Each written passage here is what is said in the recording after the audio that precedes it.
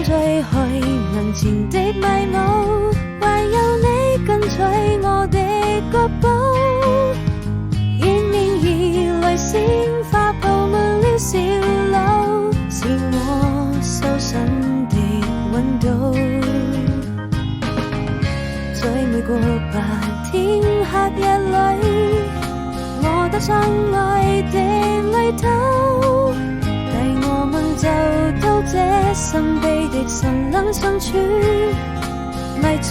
第一步。或許是教會天主最介意不再孤獨，許下的一定要一起擁抱幸福，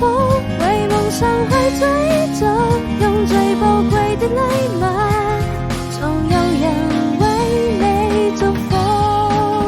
我多想